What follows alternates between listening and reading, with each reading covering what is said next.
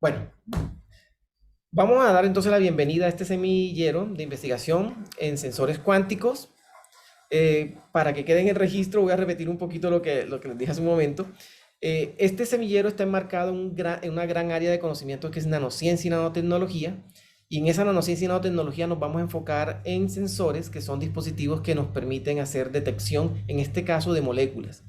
Eh, Son detectores que llamamos sensores cuánticos porque las leyes que gobiernan a los sensores que vamos a trabajar están en el dominio de la mecánica cuántica. Es decir, nos vamos a centrar en hacer detecciones de las interacciones entre moléculas a nivel molecular, valga la redundancia, donde la mecánica cuántica domina todas las propiedades de la, de los procesos que ocurren allí. Edgar, ¿quieres agregar algunos comentarios adicionales de esta parte?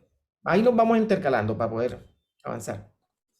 Ok, sí, bueno, entonces como dijo el profesor David, pues el área de los sensores cuánticos es un campo dentro de un campo más grande que se llama nanociencia y nanotecnología, y a veces las palabras nanociencia y nanotecnología son muy usadas tanto en el lenguaje científico como en el lenguaje popular.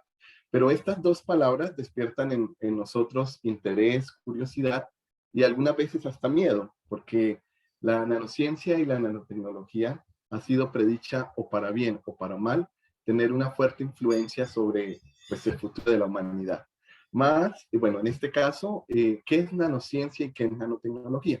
Entonces, en esta presentación, para poder entender o crear un concepto de nanociencia y nanotecnología, hemos traído el concepto de cada una de las partes que conforman estas dos palabras. Entonces, pues en este caso está el concepto de ciencia, profesor, eso. Me gustó esa definición que encontré de un autor, una actividad humana que busca conocer las leyes que gobiernan la naturaleza y usar ese conocimiento para poder cambiar el mundo, que es lo que estamos haciendo aquí. Y por lo tanto la ciencia pues se basa en dos conceptos: descubrir e invención. Descubrir fenómenos desconocidos o interpretar fenómenos que conocemos, pero no conocemos los mecanismos que están detrás de él. E invención, utilizar ese conocimiento, que es ese conocimiento para poder crear aplicaciones. Y entraríamos en lo que es la tecnología. Bueno, podemos pasar. ¿Ok? Entonces, si la ciencia es la actividad humana de buscar entender las leyes que rigen la naturaleza, pues la tecnología podemos definirla como la habilidad de tomar ventaja del progreso de la ciencia, tomar ventaja en el progreso de entender los fenómenos que rigen la naturaleza para crear oportunidades novedosas de crear aplicaciones prácticas, es decir, dispositivos que nos ayuden a mejorar nuestra vida. Algo que, profesor, tiene el micrófono desligado. Ay, sí, gracias. Ahí es importante también agregar algo y es cómo se identifican, porque cuando hablamos de tecnología, sobre todo en nuestra universidad, que es una universidad industrial que se piensa más en el tema de ingenierías, pero que ya tenemos ciencias humanas, salud, ¿cómo identificamos los aportes de la ciencia y la tecnología y cómo se complementan? En alguna conferencia bueno, una conferencia multidisciplinaria donde había científicos e ingenieros, médicos. Un gran orador decía lo siguiente, eso fue una conferencia en la que asistí en Inglaterra. La forma de pronto más fácil de diferenciar el trabajo que realiza un científico, un ingeniero, es pensar que el científico descubre o interpreta las leyes o aquellas estructuras subyacentes en la naturaleza. Y básicamente el científico intenta comprender la naturaleza y llegar a la profundidad de los principios que la rigen. La parte tecnológica o los que se dedican a hacer ingeniería se concentran en hacer cosas nuevas que no existen. Entonces, la diferencia más grande puede estar en que en la ciencia nos centramos en lo que existe y en comprender esa realidad que de pronto no logramos interpretar bien, y cuando la interpretamos de una forma en que tomamos conciencia de procesos que antes no teníamos conciencia, esa interpretación de la realidad nos lleva a nuevos descubrimientos, así como cuando se descubrió el electrón, después el protón, después el neutrón, después los quarks. y las otras partículas que eran desconocidas. En cuanto a la tecnología, en la tecnología se desarrollan cosas que no existen. Entonces, por ejemplo, cuando se desarrollaron lenguajes de programación, eso fueron invenciones, son invenciones de la humanidad, no existían, se crearon nuevos.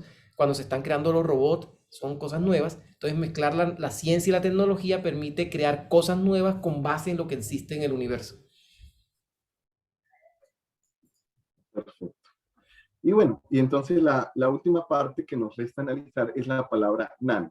Más sabemos que nano, pico, mili son prefijos que adicionamos a una unidad de medida para describir órdenes de magnitud. Y pues nosotros sabemos que la palabra nano significa una billonésima parte o 10 a la menos 9 de una unidad fundamental. Así, por ejemplo, podemos dar siguiente. Nanómetro, pues nosotros sabemos que será una billonésima parte de un metro.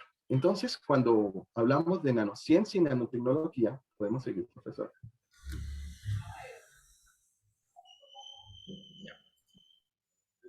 De nanociencia y nanotecnología, pues en forma simple podemos entender como la ciencia y la nanotecnología que abarca el estudio de objetos de dimensiones nanométricas. Más, ¿por qué se considera como un área independiente la ciencia y la nanotecnología? Esa respuesta ya nos la dio el profesor David, porque sabemos que los sistemas a estas dimensiones nanométricas, sus propiedades, sus fenómenos, no siguen las leyes físicas clásicas, sino están gobernadas por las leyes mecánico-cuánticas.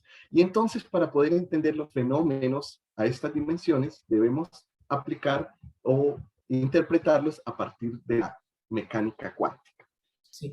Y hablamos, Agregando un par de cositas, Edgar, ¿no?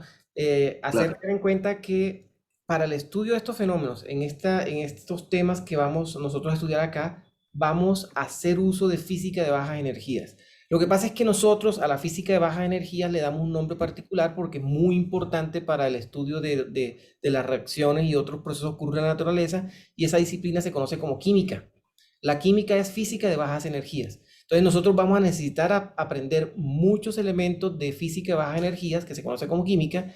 Aquí tenemos en este equipo hay dos químicas puras que tienen su formación como químicas y en quienes nos vamos a apoyar para desarrollar las competencias que requerimos, tanto conceptuales, teóricas como experimentales, porque para poder hacer sensores hay que irnos al laboratorio a hacer experimentos. Entonces, esa parte es importante.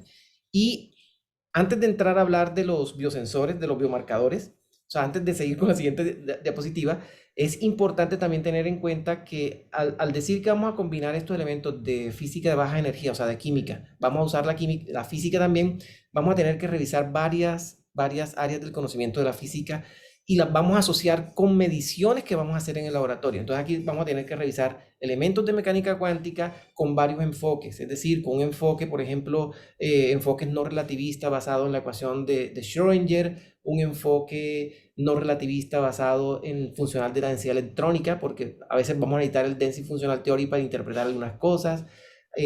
Vamos a necesitar elementos de cinética química para poder entender reacciones. Vamos a necesitar elementos de termodinámica, vamos a necesitar elementos de física estadística, vamos a necesitar elementos bueno, de físico-matemática, vamos a necesitar elementos de estructuras computacionales para poder hacer algunos scripts o procesar los datos y sacar información. O sea, aquí vamos a hacer uso de muchas disciplinas para poder cumplir con nuestro cometido, que es el detectar una molécula en una solución. exacto. Muy bien. Y entonces, dentro de este campo de la nanociencia y nanotecnología, una de las áreas más representativas o de más auge actualmente es la detección de biomarcadores de enfermedad. ¿Qué es un biomarcador de enfermedad? Bueno, fácilmente podemos definir un biomarcador de enfermedad como una biomolécula, por ejemplo, una proteína, enzimas, secuencias de DNA, RNA, células, cuya presencia o desregulación de la cantidad de esta biomolécula en nuestro organismo, especialmente en fluidos corporales como sangre, saliva, sudor, orina, marcan la presencia de una enfermedad. Así, por ejemplo, podemos pasar a... Profesor. Así, por ejemplo, cuando hablamos de enfermedades infecciosas, es decir, enfermedades generadas por un patógeno, un virus, una bacteria, como por ejemplo el COVID-19, nosotros detectamos la presencia o la detección de la presencia de alguna proteína asociada a la estructura de este virus, por ejemplo, la proteína S o la proteína N en nuestros fluidos nasofaringales, indican la presencia del virus en nuestro organismo. Entonces, cuando nos hacen pruebas de detección de estas proteínas en nuestro cuerpo, marcarán positivo si estas proteínas que son propias del virus se encuentran en nuestros fluidos corporales. Otro ejemplo, por ejemplo, es enfermedades que desde el punto de vista de la Organización Mundial de la Salud son denominadas enfermedades no comunicables. Por ejemplo, enfermedades cardiovasculares, cáncer, diabetes y enfermedades respiratorias crónicas. Una de estos ejemplos es el cáncer de próstata, donde se ha encontrado que los pacientes que son diagnosticados con cáncer de próstata presentan un aumento significativo en la concentración de esta proteína, la prostatasa ácido prostática, en su suero sanguíneo. Entonces, los pacientes que son diagnosticados con sangre presentan una desregulación, y en este caso es un aumento de la concentración de esta proteína. Existe un nivel de referencia en pacientes sanos de esta proteína, y la presencia de cierta concentración puede indicar la presencia del cáncer de próstata. Entonces, a través de la detección de biomarcadores, yo puedo tanto identificar virus en nuestro organismo, puedo identificar la evolución de una enfermedad o puedo identificar la presencia de una enfermedad. Y para eso, entonces, para lograr esta detección de biomarcadores de enfermedad, entonces entramos a lo que conocemos como nanosensores o sensores cuánticos. ¿Y cómo es la construcción básica de un nanosensor o un sensor cuántico? Imaginen que ustedes tienen un sustrato conductor o un sustrato semiconductor. Y sobre ese sustrato es formado, fabricado o depositado un material a nanoescala. Cuando me refiero a un material a nanoescala, es que debido a las dimensiones nanométricas de este material presenta lo que se conoce como efecto de confinamiento cuántico. El efecto de confinamiento cuántico es un efecto de tamaño cuántico en que los electrones y huecos presentes en este material presentan un confinamiento espacial y como resultados, este material presenta niveles de energía discretos. Por lo tanto, es un material cuántico o a nanoescala. Y entonces, ahora, imagínense que sobre este material a nanoescala es ancorado o unido elementos de reconocimiento molecular que conocemos como receptores. Entonces, yo químicamente o físicamente modifico este nanomaterial con receptores moleculares que poseen una característica, poseen una interacción específica con la molécula target, que estoy representando como un pentágono en la diapositiva, que es la molécula que yo quiero detectar. Y entonces, cuando yo coloco mi nanomaterial modificado con el receptor en contacto con un medio en el cual se encuentra la molécula target o molécula blanco o analito, y surge la interacción específica entre esta molécula y el receptor, esta interacción va a ocasionar una mudanza en esas propiedades electrónicas cuantizadas. Y entonces, es esa propiedad que puede ser tanto una propiedad electrónica, óptica, voy a nombrar algunas, por ejemplo, impedancia, capacitancia, absorción, responden a esa interacción específica entre el receptor y la molécula de analito. Pero lo más importante de estos nanosensores es que responden a tres necesidades, que en estas tres necesidades se van a basar los proyectos de investigación que surjan de este semillero. Primero, estos dispositivos nos permiten una detección sin reactivos. Es decir, yo no necesito colocar en el medio ningún tipo de reactivo para que ocurra la detección. Simplemente mi nanomaterial modificado con el receptor y un medio en que se encuentra la molécula que quiero analizar. Label free quiere decir que no necesito marcar mi analito para realizar la detección. van a encontrar ustedes que si estudian un poco, la mayoría de biosensores utilizan etiquetas ópticas como puntos cuánticos para realizar la detección. En este caso, simplemente mi detección se basa en la interacción entre el analito y el receptor. Y como estamos hablando de nanomateriales, estos nanomateriales otorgan la capacidad de miniaturización, es decir, que yo puedo crear dispositivos para generar plataforma Poisson's Curve, es decir, plataformas que lleguen directamente al usuario final. Y si nosotros pensamos en un objetivo de biosensores, es que el usuario final, es decir, el paciente, la persona, pueda él mismo realizar la prueba o pueda llegar el dispositivo a manos del usuario final de forma fácil. Entonces, en forma resumida, en esto consiste un nanosensor. Podemos pasar, profesor. Y como ejemplo de interfaces de biodetección, imagínense en un electrodo, como el que está representado en las diapositivas, un electrodo de oro. Y este electrodo de oro es modificado con una monocapa molecular. Esta monocapa molecular posee una molécula, como ustedes pueden ver en el círculo rojo, que es oxeno, que posee una actividad de oxidación y reducción. Y además de esa molécula que es conocida como sonda redox, yo puedo modificar la monocapa con un receptor específico, que es conocido como un anticuerpo, que es lo que conocemos como elemento receptor. Y este anticuerpo posee una interacción específica con cierta proteína. Entonces pasamos a la siguiente etapa. Y en este caso, en el trabajo publicado, se modificó esta monocapa molecular redox con el anticuerpo de la proteína NC1, que es un biomarcador de dengue. En Brasil, el dengue es una enfermedad viral o que es considerada mortal. En Brasil la tasa de mortalidad por dengue es muy alto y por lo tanto aquí es importante el desarrollo de investigaciones para la detección del dengue. Y ahora, pasando a la siguiente etapa, ponemos en contacto esta interfase con una solución que contiene el analito, es decir, la proteína NC1. Y entonces en esa imagen ustedes están viendo cómo el anticuerpo tiene una interacción específica con la proteína. Y esa interacción específica entre el anticuerpo y la proteína van a tener un efecto directo sobre ese proceso de transferencia electrónica redox de esta molécula de ferroceno. Ese proceso de transferencia es un proceso cuantizado y es altamente sensible a la interacción entre la proteína y el receptor. Podemos dar siguiente proceso. Y entonces esa interacción, en este caso, es la interacción entre la molécula target, que es la proteína NC1, marcador de dengue, la interacción con su receptor, va a afectar cierta propiedad cuantizada de esta interfaz. Y es esa propiedad la que puede utilizar como señal de traducción para la detección.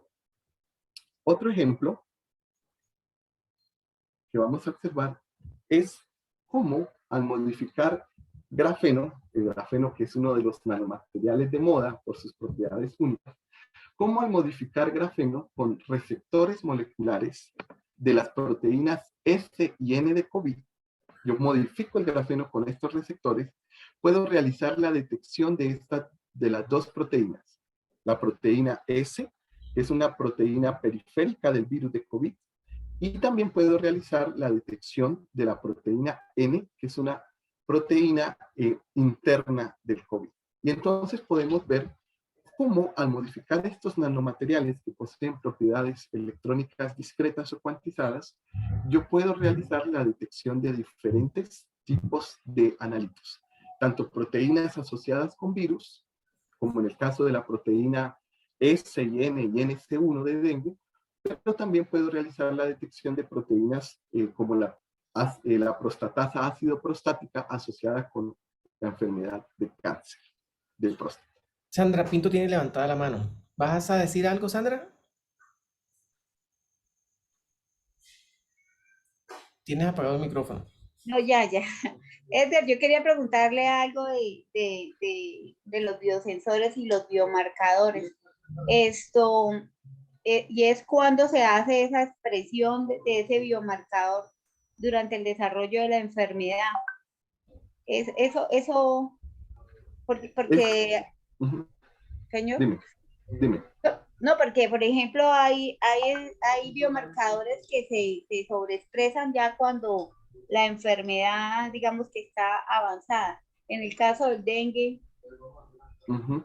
Bueno, en el caso del dengue y del COVID, recordemos que son enfermedades virales, ¿no? Causadas por patógenos externos. Entonces, las proteínas NS1 o la proteína S y N son externas a nuestro cuerpo, ¿sí? Entonces, si estas proteínas están presentes en nuestros fluidos corporales, marcarán la presencia del virus en nuestro cuerpo, ¿sí? En el caso del cáncer y de otras enfermedades cardiovasculares, que son proteínas que producen nuestro cuerpo y que son desreguladas, por eso debemos conocer que no, o sea, para una enfermedad no solo existe un solo biomarcador, ¿sí? Porque para cierta enfermedad, diferentes proteínas se pueden expresar desde una primera etapa o otras proteínas sufrirán desregulación en etapas avanzadas de la enfermedad. Entonces, en el caso de los biosensores, la tarea es identificar aquellos biomarcadores que se expresan en las etapas iniciales de la enfermedad. O hay reportes de biomarcadores que se expresan en personas que tienen tendencia a desarrollar esa enfermedad. Entonces, cuando nosotros vamos a estudiar biodetección de una enfermedad, lo que procuramos es identificar aquellos biomarcadores que sufren de regulación en las etapas tempranas de la enfermedad. sí, porque uno de las cosas más difíciles con el cáncer es, por ejemplo, que la proteína PK53 está presente en casi en todos los tipos de cáncer, ¿no? Entonces, lo que se hace es, digamos, que testear otros biomarcadores para poder determinar el tipo de cáncer, bueno, que a detectar, ¿no? Entonces, para el cáncer de mama hay ciertos biomarcadores, pero el PK53 generalmente es el que prende las alarmas, ¿no? Ese es el biomarcador. Bueno, y eso es muy importante, ¿no? Sí, claro, cuando nosotros vamos a empezar a proponer estrategias de detección de una enfermedad, se debe hacer un estudio previo del biomarcador que vamos a detectar, ¿cierto? Por eso, entonces lo que se hace inicialmente es realizar un estudio de qué proteínas, de qué biomarcadores se expresan se expresan o se desregulan en las etapas tempranas de la enfermedad.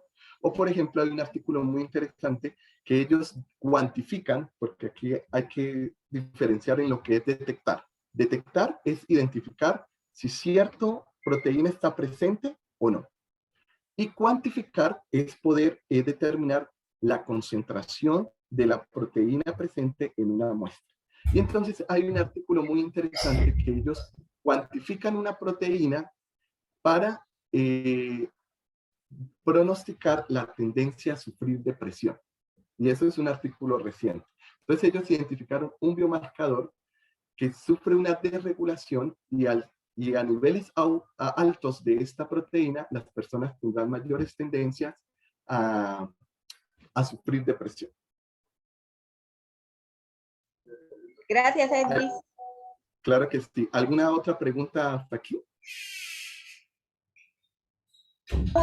Bueno, pero entonces mi pregunta es, ¿qué tanto es la sensibilidad que desarrollan esos sensores para la detección de esos biomarcadores? Entonces, aquí hay algo muy importante. Cuando hablamos de sensores cuánticos, estamos hablando que utilizamos como señal de traducción o señal de detección alguna propiedad de un nanomaterial.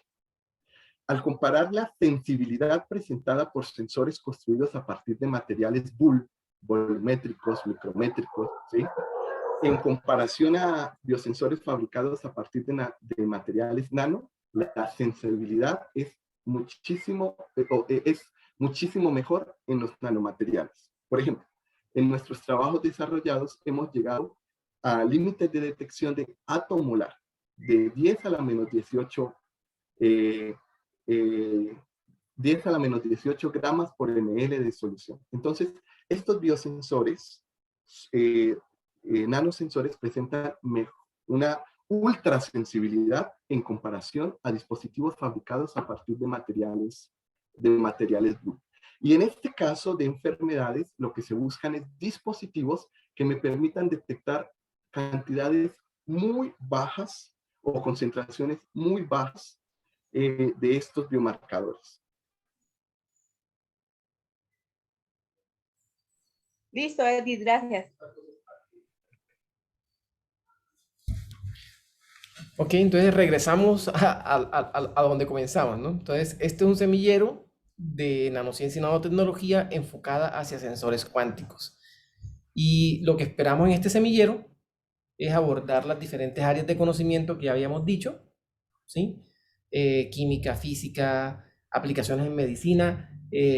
Laura está interesada en aplicaciones en el tema de medio ambiente, también se puede aplicar. Necesitamos usar elementos de ingeniería, ciencia de datos, ¿sí? Y bueno, ¿qué esperamos hacer acá? Estos son algunos de los tópicos. Esto lo iremos actualizando de acuerdo a cómo avancemos, ¿no? Pero necesitaremos revisar temas de mecánica cuántica, de física estadística, de teoría electromagnética, de electroquímica, química analítica, química de nanomateriales, bioquímica, física química, caracterización de materiales, ¿sí?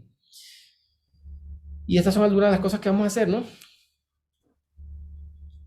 Exacto, o sea, la idea también del seminario es, como dijo el profesor, abordar temas de estas diferentes áreas, pero también habrán espacios del seminario donde analizaremos papers científicos, proyectos de investigación que ustedes están desarrollando, que estamos desarrollando, por ejemplo, realizar los ensayos o previas de defensas de proyectos de grado, presentar resultados de investigación. A mí me parece esta parte muy importante, que a medida que los proyectos de investigación van avanzando, podamos hacer una discusión de los resultados. Ya el profesor pues nos habló de las políticas de privacidad que habrán en este caso. Más es importante que como grupo vayamos discutiendo los resultados que se van obteniendo en las investigaciones para enriquecer los proyectos. Y presentaciones o ensayos de presentaciones, de pronto que participemos en congresos internacionales, que debemos practicar nuestras presentaciones, practicar presentaciones en inglés, pues también este espacio del seminario será abierto para estas actividades. Sí. Y estas son cosas que vamos a ir haciendo, ¿no? Vamos a ir armando unos bancos de proyectos, hay que conseguir financiación interna y externa, y esperamos pues que los que están haciendo pregrado puedan obtener su título de pregrado, es decir, puedan hacer su trabajo de investigación acá. Hay que apuntarle a publicaciones, el que vayan construyendo su currículum es algo muy importante. Con el trabajo que hacemos podemos en cierto momento aspirar a patentes y ojalá que alguno se anime a ser emprendedor, ¿no? Ese es otro mundo y es un mundo necesario para sacar adelante a este país. Entonces, en general, esto es lo que estamos pretendiendo hacer con este seminario. Es un seminario, es un semillero, perdón, es un semillero de investigación abierto. Bueno, abierto a las personas que van a estar inscritas en el grupo. Cualquier información escriben al correo electrónico que aparece en el sitio web del grupo de investigación. Y bueno, ahora podemos dejar para preguntas. Voy a pausar la grabación. La metodología que vamos a seguir en este semillero de investigación es, vamos a hacer unas lecturas previas, vamos a dejarles algunos videos y lecturas sugeridas en nuestro sitio web. Vamos a usar la aplicación WeCap. Ustedes escriben wecap.co y ahí les va a aparecer el semillero. Si ingresan allí, ahí van a ver la programación. La semana entrante sería nuestra segunda semana, esa semana introductoria, y hay unas lecturas sugeridas. Bueno, ahorita les actualizamos esto para colocarle aquí algunos temas. Ya hay unos videos que hemos seleccionado y se sugiere que vean estos videos antes de la sesión. La próxima semana vamos a estar trabajando en soluciones y unidades de concentración. Recordemos lo que les había comentado, ¿no? Para poder hacer esto que necesitamos de hacer una ciencia y nanotecnología de sensores cuánticos, tenemos que abordar temas de la química, de la física estadística, de la mecánica cuántica.